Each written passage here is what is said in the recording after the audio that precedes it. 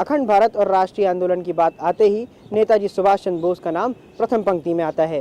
विडंबना ये है, उन्हीं नेता सुभाष चंद्र बोस की दास्तान आज गुमनामी के अंधेरों में खोकर रह गई है। आज के इस कार्यक्रम में हम नजर डालेंगे नेताजी सुभाष चंद्र बोस की गुमनामी के कुछ रहस्यों पर। कर चले हम फिदा जानन साथियों, अब हमारे हवाले वतन साथियों। बोस की छोटी करुण कहानी किसने देखी किसने जानी, हम ना सुने तो कौन सुनेगा, कहने वाला कौन बंधु ये नेता तो हैं मौन। जी हाँ, आज के वैज्ञानिक युग में भी जन भावनाओं से जुड़ी किसी बड़ी घटना का खुलासा न हो पाना राष्ट्र की राजनीतिक विफलता का ही परिचायक है। बिना कीमत चुकाए इस में कुछ हासिल नहीं हो, और आज की कीमत है शहादत। आज मैं आप सबको कॉल देता हूं, तुम खून दो, मैं तुम्हें आजादी दूंगा। जय हिंद, जय हिंद। राष्ट्रीय आंदोलन के महान नायक सुभाष चंद्र बोस की राष्ट्र को देन तो पाठ्यक्रमों में है, लेकिन उनके बलिदान व निर्वाण की सच्चाई भविष्य की विषय वस्तु बनकर रह गई है। कहानी मिट गई लेकिन खलिश दर्दे मोहब्बत की, जहां मालूम होती थी वहीं मालूम होती है। सुभाष चंद्र बोस के प्रति भारतीय प्रायद्वीप का एक एक नागरिक आज भी उसी प्रकार गौरवपूर्ण निष्ठा रखता है जिस प्रकार पिछली सदी में रखता था। क्या यह निष्ठा भाव भारतीय आम नागरिकों को भारतीयता के ठप्पे से सुशोभित नहीं करता? क्या भारत के गौरव प्रतीकों से जुड़ाव भारतीय एकता का प्रेरक व परिचायक नहीं है? फिर विभाजन की राजनीति करने वाले नेताओं को भारतीय भावनाओं की समझ क्यों नहीं? क्या इनके पास इतनी फुर्सत नहीं है कि अपने गौरवपूर्ण इतिहास व महान व्यक्तियों के संदर्भ में संपूर्ण व सटीक जानकारी दे पाएं? जी नहीं, इसे फुर्सत की कमी नहीं, घोर लापरवाही की संज्ञा देनी चाहिए। मेरे फौजी भाइयों, मुझे फक्र है इंडियन इंडिपेंडेंस के सदर बाबू राजबी बोस हमारे साथ हैं, जिनकी बदौलत ही आज आजादी के नेक और पवित्र काम के लिए इंडियन नेशनल आर्मी बन रही है। और सुना है बर्लिन में भी नेताजी सुभाष चंद्र बोस ने को आजाद कराने के लिए आजाद हिंद फौज खड़ी की। देखिएगा ये फौज ही अपनी जाबाजी से कल हिंदुस्तान का परचम लहराएगी। इनकलाब। भारतीय स्वाधीनता में जितना बड़ा योगदान महात्मा गांधी जी का दिया जाता है, उससे कम योगदान सुभाष चंद्र बोस का नहीं है। दोनों की विचारधाराएं अलग अलग थी, दोनों का लक्ष्य एक था। हमारे स्वतंत्रता आंदोलन में बहुत बड़े बड़े नेता हैं, is always been a controversial figure. लेकिन अगर इन नेताओं में कोई नेताजी थे, मेरे ख्याल में कोई नेताजी सुभाष चंद्र बोस ही थे। भाइयों बहनों, और अब वो वक्त आ चुका है जब आदि चाहने वाले हर हिंदुस्तानी को अपनी मातृभूमि के लिए बलिदान देने आगे आना हो। युद्ध का समय है और ऐसे वक्त में जरूरत होती है अनुशासन की और अपने आप में विश्वास की। और इसीलिए आज एशिया में बसे भारतीयों से मैं अपील करता हूं कि अहद उठा लें कि हम एकजुट कर, एक मत होकर एक हिमालय तरह दुश्मन के खड़े होंगे।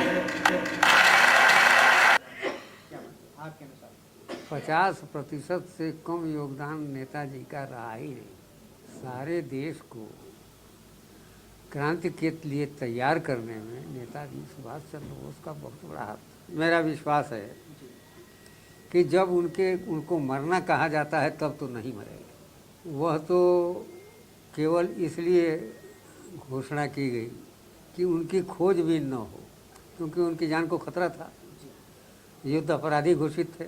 घोषणा के बाद तो रहे, लेकिन यह भी विश्वास है कि अब वो नहीं हो। ये तो बिल्कुल निश्चित है।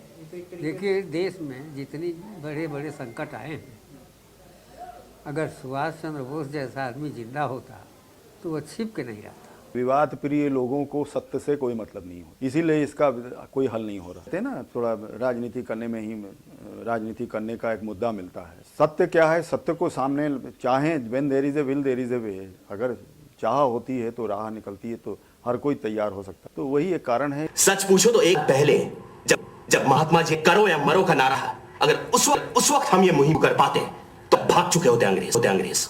लेकिन सर, मलया में जापानियों का रवैया भी नहीं है। हम कैसे यकीन कर ले कि ये आपको दगा नहीं देंगे? आपको लगता है मैं जापानियों के झांसे में आ जाऊंगा? एक बात और जापान और दूसरे एंटी ब्रिटिश जल्दी हम हुकूमत को मान्यता देने लगे। मैंने तय किया है कि 21 अक्टूबर को हम आजाद हिंद सरकार का ऐलान कर दें। नेताजी का मकसद एक ही था, भारत माँ को गुलामी का पाप और कलंक से मुक्त कराना किसी कीमत से। उनका और कोई मकसद था नहीं। ना वो चाहते थे क्या भारत जब आज़ाद हो जाएंगे इसमें वो कुछ बने, नहीं, ऐसा कुछ नहीं है। प्लेन क्रैश वाला बात जो है, ये जो नाटक, ये मैं नाटक इसलिए कहूँगा, ये हमारा ही अपना ही आज़ादी फौज का सरकार की बना हुआ था। इसका एक मकसद था, क्योंकि ये तो बिल्कुल पक्की बात था, जब अमेरिका और ब्रिटिश फोर्स पूरे एशिया में रीऑक्युपाई करेंगे, उस वक्त पहले जो उनका डिमांड होगा जापानीज सरकार से, सुभाष चंद्र बोस जी को हमारा हवाला कर दीजिए। ये तो पक्की बात था। तो इसको अवॉइड करने के लिए तो ऐसा एक जो हवाई जहाज़ का एक्सीडेंट करना, ये हमारा लिए बहुत ज़रूरी था और एक कामयाब हुआ। जो पब्लिक लीडर्स है, इन्होंने ये प्रोपेगेंडा कर रहे हैं नेताजी हवाई जहाज़ का एक्सीडेंट से मारा गया, ये गलत है।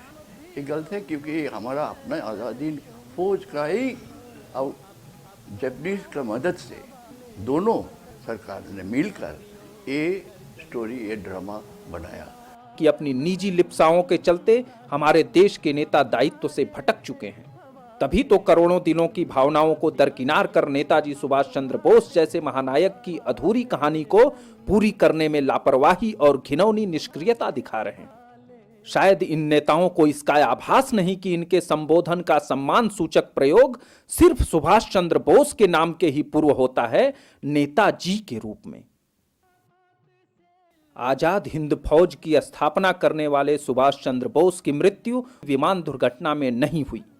इनके करीबी बताते हैं कि में जनरल नोगनादन के प्रयास से आजाद हिंद फौज ने अंडमान निकोबार फतह कर अपना ध्वज लहरा दिया।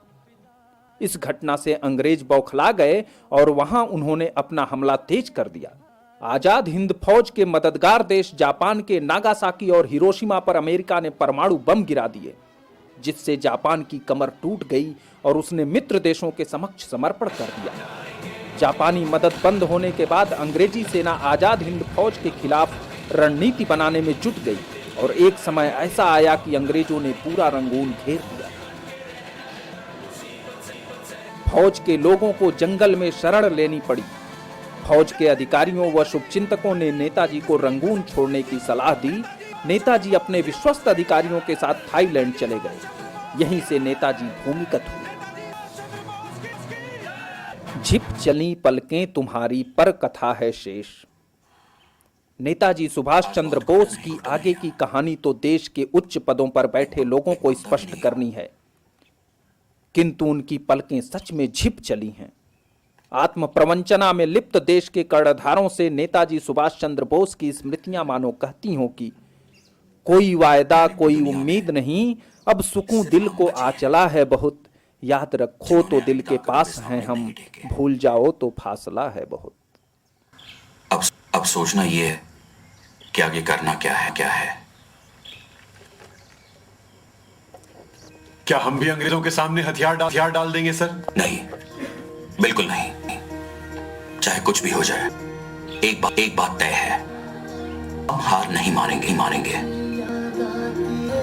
हबीब फौज को डिसबैंड करने के लिए शुरू कर दो। सबको उनका एक मिल जाना चाहिए। जी Netaji, take care of it. जय हिंद।